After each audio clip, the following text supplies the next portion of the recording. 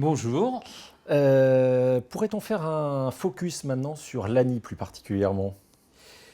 L'ANI, oui, c'est une question intéressante et vaste puisque nous avions l'ANI de 2008 remplacé par l'ANI de 2011.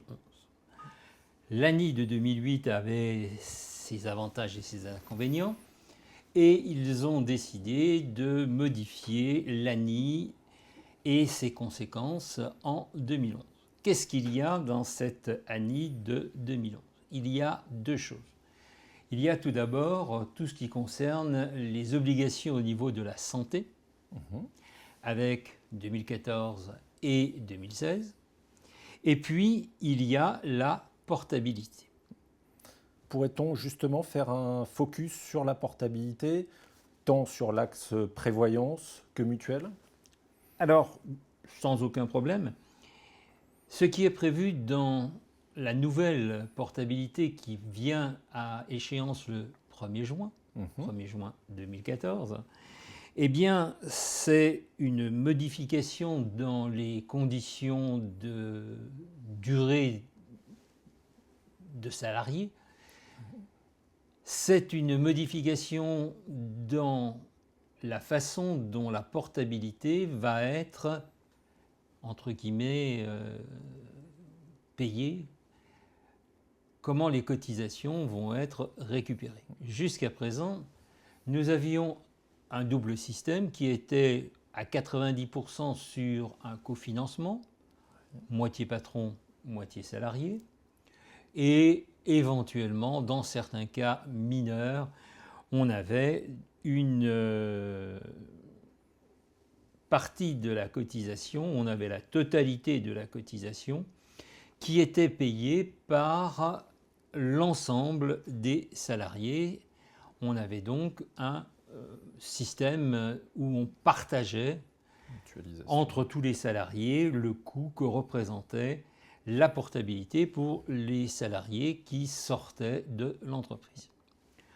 Au 1er juin de cette année, au niveau de la santé, nous allons avoir une mutualisation, c'est-à-dire qu'on ne pourra plus faire payer moitié l'entreprise, moitié le salarié. C'est l'ensemble du collège, cadre, non cadre, suivant la catégorie auquel on s'adresse, eh bien, qui devra payer par une augmentation des cotisations, qui devra payer le coût que représente la portabilité. On parle d'augmentation de 5 à 20%. Ce que l'on connaît cette année, c'est une petite augmentation, mais il est certain que l'année prochaine, il y en aura une autre.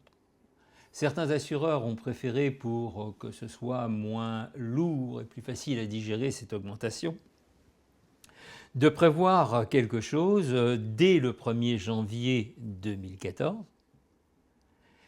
de telle façon qu'on récupère jusqu'au 1er juin de l'argent pour pouvoir financer la portabilité après. Sur les règles de la portabilité, bien, il faut se référer au contrat collectif. Les assureurs vont être amenés à faire des avenants à leur contrat, avenants qui aura pour objectif de fixer les conditions de la portabilité. La portabilité passe à 12 mois, 12 mois pendant lesquels les salariés vont pouvoir bénéficier prévoyance et santé. Et quand je dis « et », ça veut bien dire que c'est l'un et l'autre. On ne peut pas choisir que la prévoyance ou que la santé. On doit avoir une portabilité commune. Aucune dérogation à cette règle-là? Dérogation légale, non.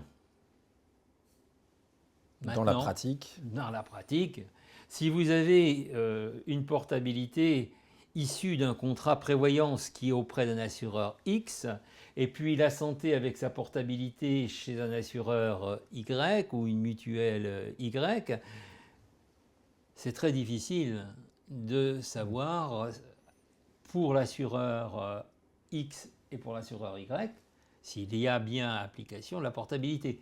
La responsabilité, c'est le patron qui la porte.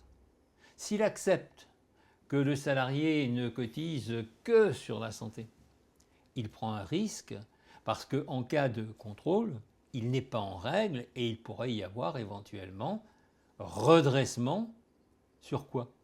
Sur les cotisations des contrats collectifs. Merci Daniel.